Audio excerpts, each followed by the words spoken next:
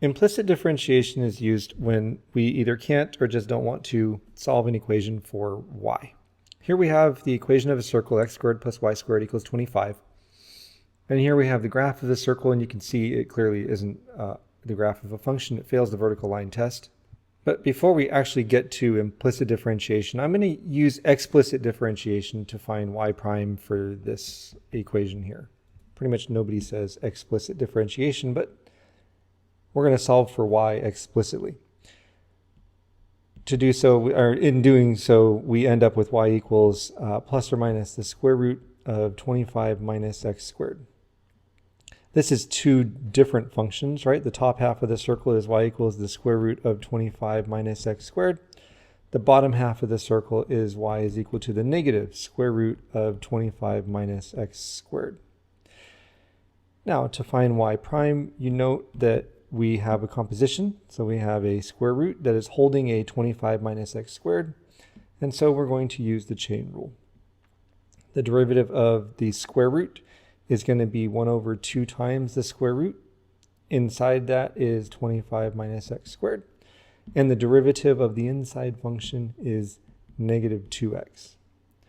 The 2's divide out. We have y prime is equal to negative x over the square root of 25 minus x squared. And you'll note that y was equal to the square root of 25 minus x squared to begin with on this, so we can back substitute. We have y prime is equal to negative x over y. Here you can see that if we started with y equals negative square root of 25 minus x squared, we end up with the same result for y prime. Nothing about that was new. In order to consider implicit differentiation, we will start with x squared plus y squared equals 25. And before I actually get to that, let's recall the general power rule. It says that the derivative with respect to x of f of x to the n is equal to n f of x to the n minus 1.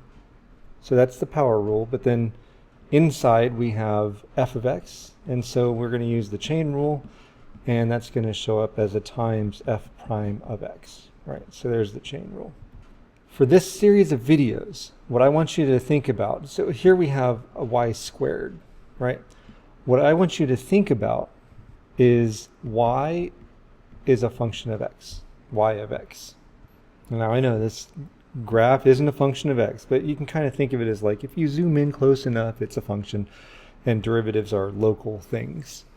Anyway, if I'm thinking about y as a function of x, then if I were to differentiate, say, y squared, or y of x squared, then that would look like 2 times y of x to the first power times y prime of x. You see, all I've done is change the symbols here. Instead of f, it's y.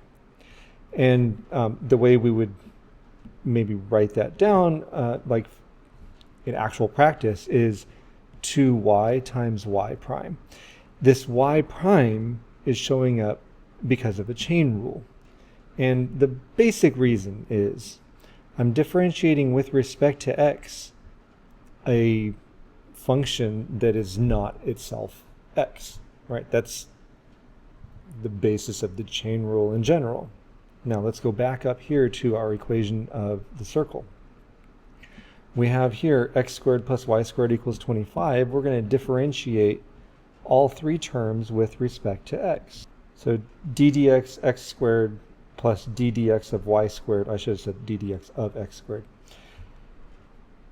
I'll try that again. d dx of x squared plus d dx of y squared is equal to d dx of 25. In your work, you're not going to write this step down. I'm just showing you how this develops. The derivative with respect to x of x squared is 2x. With respect to x, the derivative of y squared. Now here we have that situation where my derivative is with respect to x. The letter that I'm differentiating is not x. Therefore, I'm going to use the power rule. So I write down 2y, and then the chain rule is going to come out, so I have times y prime. On the right-hand side, the derivative of 25 is equal to 0. Now, for these first two, we found y prime, right? Well, that's what I'm finding here, y prime. And you can see algebraically that if I isolate y prime, I end up with negative x over y. A couple of things. Number one, it's the same negative x over y as the other two results, so that's kind of cool. Number two, this y prime is easy to forget, but it's also easy to figure out that you've forgotten it, because if I don't write down y prime, then I go to solve for y prime, it's not there. So it's kind of self-checking that or self-correcting, I should say. Now, I but I touched on a really important thing. Whether we solved for y or not, we got the same expression for y prime, which you'll also see given as dy dx, of course, right? The derivative of y with respect to x. But you'll note that the work that we did over here when we did not solve for y explicitly, this is what's called implicit differentiation, by the way, when I don't explicitly solve for y. This work was less than the other ones. And that's the kind of work that we're going to be doing in this section, or in this series of videos, I should say. Now I want to touch on something just slightly different. Here we have this circle, right? The equation of a circle is what we started with. Consider a point on the circle x comma y and the slope of a radial line, or radial segment. The slope of the line that connects the origin and the point on the circle is rise over run. And so in this case, it's y over x.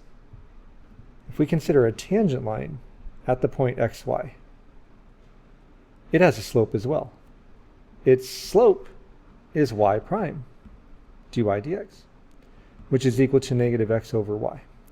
Folks, what we've just shown is that the tangent line to a circle is perpendicular to a radial line, and this is true for all circles at any point on the circle. Now that has nothing to do with any of the work that we're going to do in this series of videos, but since we had such a nice tidy expression for the slope, it's kind of easy to see, and I just find that interesting, and so I wanted to share it with you.